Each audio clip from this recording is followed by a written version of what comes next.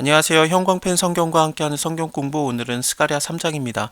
대제사장 여호수아는 이 여호수아라는 자는 이때 당시에 스가랴가 활동했던 당시에 대제사장이었는데 바벨론의 포로로 있다가 예루살렘에 다시 왔던 사람 중에 하나였어요. 총독은 스룹바벨이었고 대제사장은 여호수아였습니다. 예수아라고도 표현이 되는 자이기도 합니다. 그 자는 여호와의 사자 앞에 섰다. 여호와의 사자는 1장에서 본 것처럼 예수님을 뜻하거든요. 예수님의 앞에 섰고 사탄이 그의 우편에 서서 혹은 그의 위에 서서라고도 번역이 가능합니다. 그래서 약간 밑으로 내려 깔아보는 듯한 느낌이 있어요. 사탄이 이 여호수아를요. 그를 대적하는 것을 여호와께서 내게 보이셨다. 그래서 이 대제사장 여호수아가 뭔가 재판을 받고 있는 듯한 느낌이 있어요. 여호와의 사자 앞에 섰다라는 게 지금 그 제사장으로서의 일을 섬기는 일을 수행하는 걸 수도 있겠지만 지금 현재 이 문맥상 뭔가 잘못을 해서 서 있는 듯한 느낌이 있고 사단은 이 대제사장 여호수아 위에서 혹은 우편에서 이게 깔아내려 보면서 좀 고소를 하는 그런 모습이 있습니다. 욥기랑 굉장히 비슷한데 어쨌든 좀 더 볼게요. 여호와께서 사단에게 이르시되 사단아 여호와가 너를 책망하노라 예루살렘을 택한 여호와가 너를 책망하노라 이는 불에서 꺼낸 그슬린 나무가 아니냐. 이 불에서 끄슬린 나무라고 하는 것은 포로 생활을 하다가 이제 나온 것이라고 얘기를 하는 거거든요. 그렇게 말씀하실 때 여호수아가 더러운 옷을 입고 천사 앞에 섰는지라 더러운 옷이라는 게 아마도 포로 생활을 했기 때문에 더러워졌다라는 느낌은 없어요. 뒤에 4절을 이어서 보면은 이 더럽혀진 이유는 죄 때문에 그래요. 여호와께서 자기 앞에 선 자들에게 명하사 그 더러운 옷을 벗기라 하시고 또 여호수아에게 이르되 내가 너의 죄가를 제하여 버렸으니 너에게 아름다운 옷을 입히라 하시기로. 그래서 이 더러운 옷은 죄로 인해서 더럽혀진 옷이지 좀 괴로움 때문에 포로 생활 때문에 더럽혀진 옷은 아닌 것 같아요. 그렇게 생각을 하면은 지금 현재 여호수아라는 대제사장이 뭔가 하나님한테 죄를 진 거죠. 딱 2달 차이로 먼저 활동을 했던 학계를 보면은 1장에서 6절부터 11절까지 내용을 보면은 이 성전이 지어지는 것으로서 지금 포로에서 귀환이 됐는데 예루살렘에 와 있는데 성전이 지금 중단됐어요.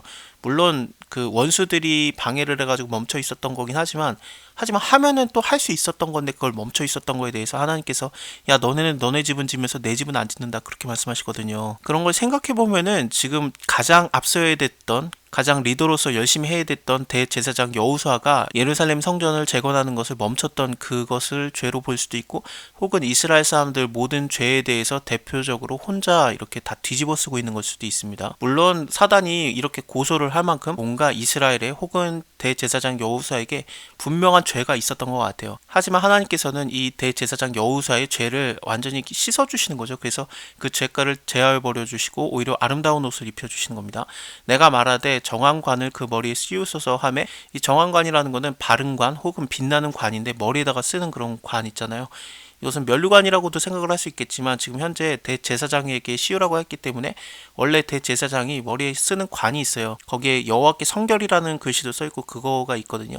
그것을 씌우소서라고 했던 것 같아요. 그렇게 했더니 정황관을 그 머리에 씌우며 옷을 입히고 여호와의 사자는 곁에 섰습니다. 여호와의 사자가 여호수아에게 증거하여 가로되 만군의 여호와의 말씀에 네가 만일에 내 도를 준행하며 내 율례를 지키면은 네가 내 집을 다스릴 것이다.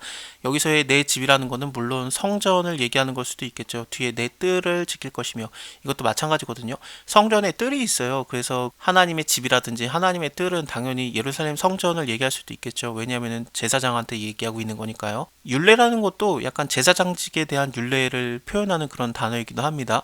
그래서 네가 만일에 내 도를 준행하며 내 율례를 지키면 제사장의 역할을 제대로 하면은 너가 내 집을 다스릴 것이고 내 뜰을 지킬 것이며 내가 또 너로 여기에 섰는 자들 중에 왕래케 하리라. 이것은 굉장히 어렵게 해석이 되는 부분입니다.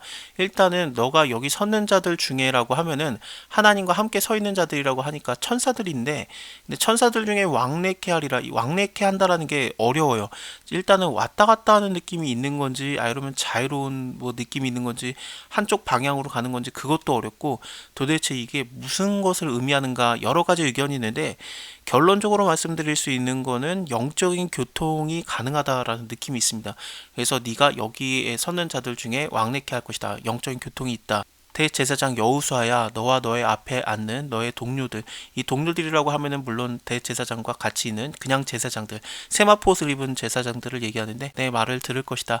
이들은 예표의 사람이라. 예표라는 게 미래에 일어나는 일에 대해서의 예표가 되는 거, 그런 것을 뜻하는 단어거든요. 그래서 뭔가 미래에 일어날 일에 대해서 너희는 이제 그 증거하는 예표가 되는 사람들이다. 내가 내 종 순을 나게 하리라. 이 순이라는 거는 당연히 예수님을 뜻하죠. 이거에 대해서는 이사야서에도 나오고 예레미야서에도 나오고 너무 많이 나와요. 예수님을 순으로 표현하는 게요. 심지어 6장에서도 한 번 더 나와요. 여기 그 6장을 보면은 보라, 순이라고 이름하는 사람이 자기 곳에서 나서 여호와의 전을 건축하리라 라고 돼 있기 때문에 하나님의 전을 건축하는 그 순, 성전 자체 대신 예수 그리스도를 얘기하는 거죠. 이거에 대해서는 6장에서도 한 번 더 보겠습니다만, 어쨌든 그렇습니다. 그래서 이 순이 난다라는 것에 예표가 되는 사람들이 바로 지금 대제사장 여호수아와 그 동료들이 그 예표가 되는 사람들이 되는 겁니다. 또 놀랍게도 여호수아라는 이름 자체가 아까 제가 말씀드린 것처럼 예수아라고도 불려질 수 있거든요. 예수님이 예수아예요. 헬라어로 예수님의 정확한 이름이 예수아입니다. 그래서 예수아, 예수님이 히브리어의 발음으로 하면 여우수아예요. 그래서 이름이 동일해요. 참 이게 그 예표가 되는 느낌이 딱 있죠. 물론 여기서 나오는 대제사장 여우수아를 예수님과 정확하게 동격화할 수 있느냐? 그럴 수는 없어요. 왜냐면 여기서는 지금 죄를 입고 있으니까.